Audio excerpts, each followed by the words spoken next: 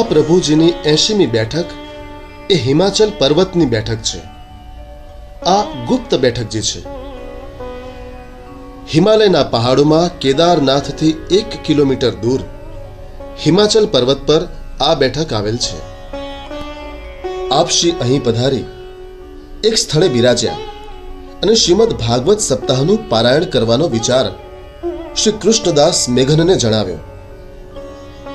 સેવામાં હિમાચલ પર્વત પોતે એક બ્રાહ્મણનું સ્વરૂપ ધરી આપશ્રીના દર્શન કરવા આવ્યા અને આપશ્રીને સનાથ કરવા વિનંતી કરી અને શ્રીમદ ભાગવતની કથા સંભળાવવા વિનંતી કરી.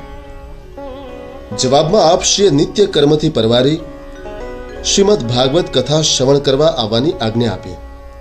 આમ તે દરરોજ કથા શ્રવણ કરવા આવતા. આ ગુપ્ત બેઠકજી છે. ભાવનાથી પ્રગટ કરાયેલ આ શ્રી વલ્લભને સાષ્ટાંગ દંડવત કરીએ.